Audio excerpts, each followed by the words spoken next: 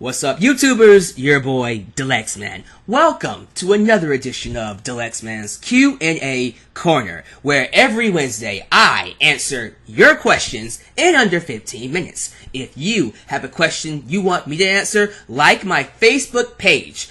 When I ask for questions every Wednesday, lay them down in the comments and I'll get to as many as I can in under 15 minutes. With that said, let's get started. What is your favorite 90s show? Power Rangers. Power Rangers, I grew up with it. That was the very first TV show I watched and fell in love with. So, there you go. Power Rangers without a doubt. What are your thoughts on Kevin Owens going into the mid-card? I have a video for that coming next week. I'm not going to talk about it right now. I am going to wait until I get my Kevin Owens t-shirt. Then, I will have leverage to my points. Cool? So wait for that video to come next week. And based off of what I'm reading, and based off of what I want from WWE, I think there won't be a need for it. Something tells me that Kevin Owens isn't quite done with his position in WWE. Yes, reports have come out that he's going to be a mid-carder, apparently. Let's see what happens. Something tells me there's more to come with Kevin Owens. But if nothing happens, yes, best believe I will be up here to talk about it. Right now, I'm taking a wait-and-see approach. What are your thoughts on WWE being close to signing AJ Styles and Austin Aries? Really? You actually gave me a link. Okay. Don't know much about 5-star PW, but if they are close to signing Austin Aries and AJ Styles, my God. Seriously, they will have owned every single top indie star during the era where ROH was at its hottest. That includes CM Punk, Bryan Danielson, and they have Samoa Joe. So if they get Austin Aries and AJ Styles, man, that's crazy. And then of course Hideo Itami, who was Kenta, El Generico, and Kevin Steen, who are Kevin Owens and Sami Zayn. So Jesus, guys, they're all going to WWE. If they get AJ Styles and Austin Aries, that will seal the deal. I have two questions. Okay, favorite feud that involved a wrestler making a return. Let me see.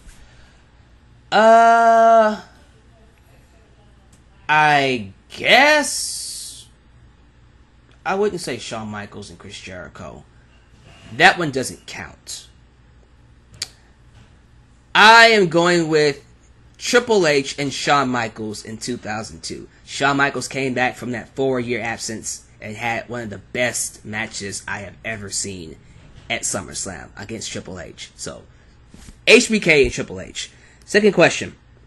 If there was a company equally as successful to the WWE, which guys would jump ship from the WWE to that company? Oh, really? Definitely Cesaro. First one out. Ziggler. Second one out. I'm gonna name you 5. Let's go 5. Adam Rose. Definitely. I would say Kofi Kingston, but he's doing well right now, so I'm not gonna say him. Those 3. You know what? Those 3 right now. I wouldn't say Orton. I think Orton's a guy that's going to stay in WWE for a while. You guys can tell me down below who would you have jump ship. But those 3 for sure. Realistically. Which 90s cartoon show seem... Wait. Is that the same guy? No, this is someone different. Okay. Which 90s cartoon show seems the most outrageous to you? Ren and Stimpy or... Oh, excuse me. Ren and Stimpy or Beavis and Butthead. I'm gonna be real with you. I've seen Ren and Stimpy, but during that time when I watched it, it went over my head. Same thing with Beavis and Butthead. So both of them just kind of just, because I was like, what, 5 when they came out? So I don't know what to tell you, man. I guess based off the craziness that they are, Ren and Stimpy definitely would be the most outrageous. Ren and Stimpy definitely would be the most outrageous. in your opinion, who is the most overrated wrestler by the IWC? Overrated? As in someone who isn't as good as the IWC says they are?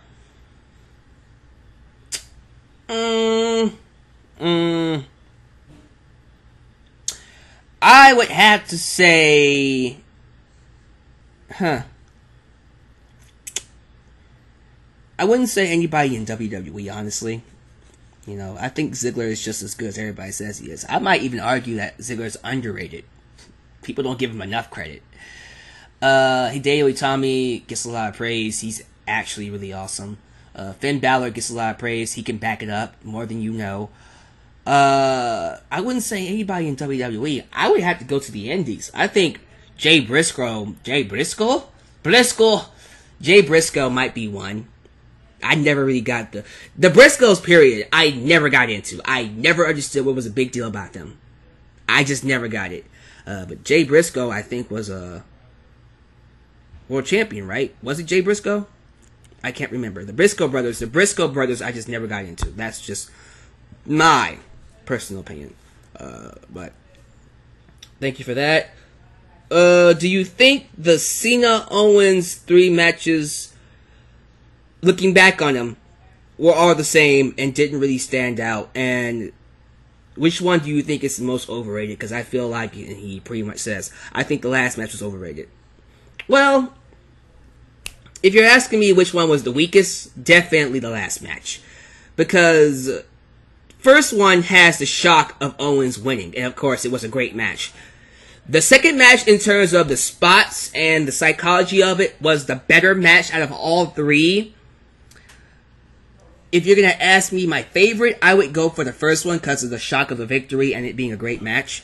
And I think that one is going to stand the test of time more than the other 2. The second one would be a near close. If we're going to go with, match of the year, I would definitely pick the first one. I'm not mad at the second one. I just enjoyed the first one because Kevin Owens won. Not going to lie. Third one, just, first off, Owens tapped out, bullshit. And then the whole match just kind of felt like the same match we got. It's like listening to a song that's awesome, but you're hearing it for the 10th time. Doesn't really have that much appeal. Doesn't really come off that strong for you. You know what I'm saying? So definitely the third match for me. Let's see here. What type of Divas match should take place at SummerSlam? I would do a 6-pack challenge. Most likely it will be a singles match. If not Paige versus Nikki, most likely either Charlotte versus Nikki or maybe Nikki versus Sasha Banks versus Charlotte. I expect the triple threat match. I'm expecting either the triple threat match, most likely, or a singles match between Paige and Nikki. But we'll see what happens. Oh, this is a good one. Dalyxman, do you ever see the Divas main eventing a WWE pay-per-view?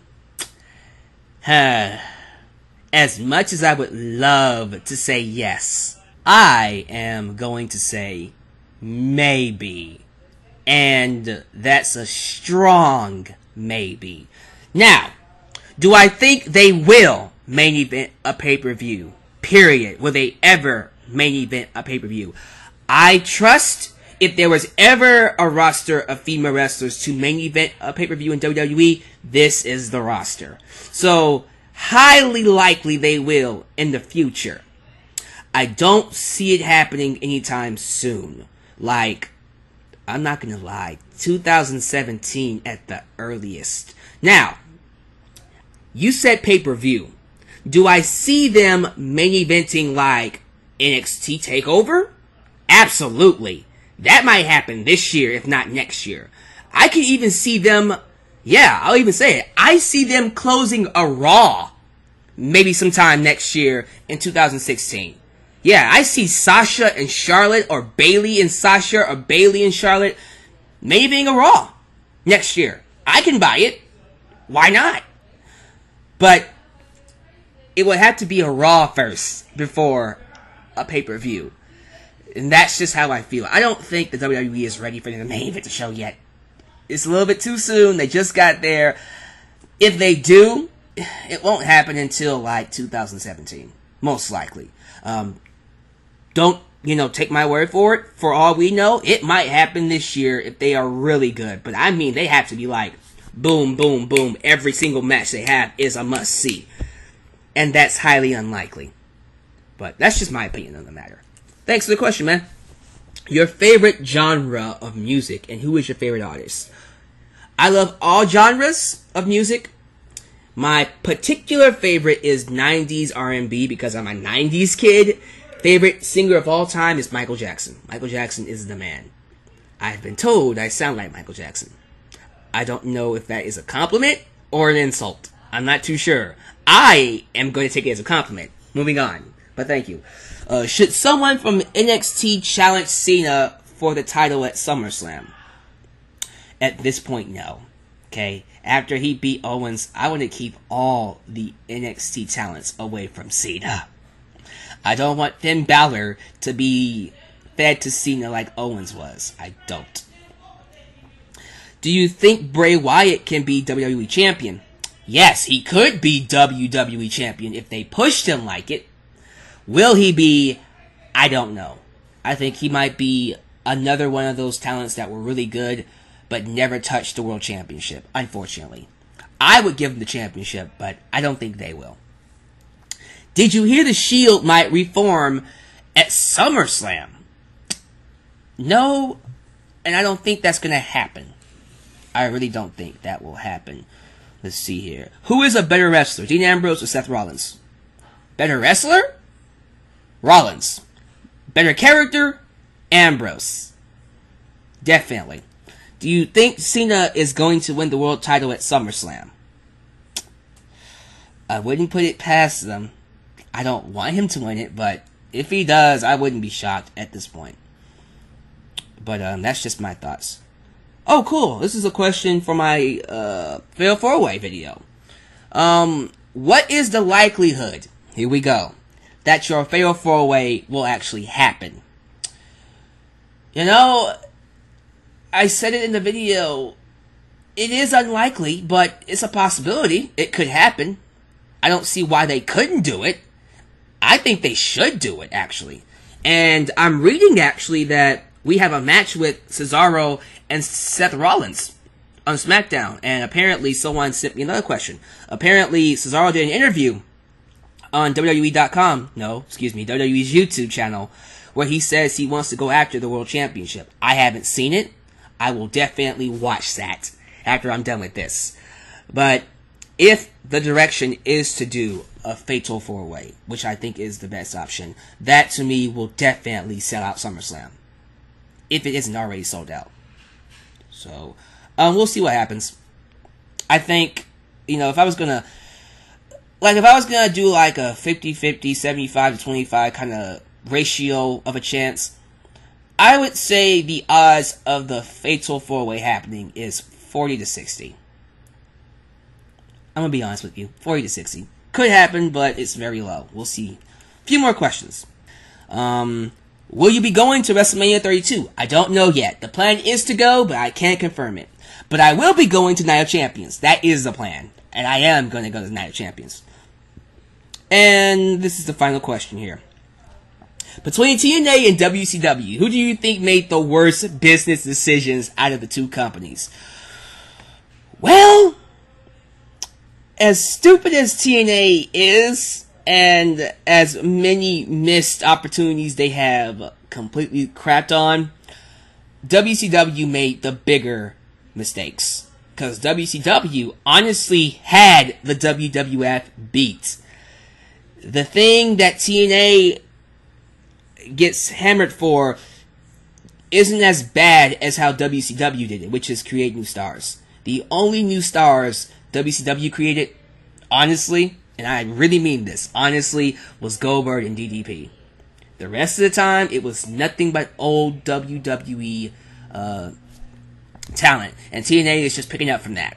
That is my Q&A. Thank you for watching. I'll catch you guys next time. Your boy, Dalyxman, signing off. Peace.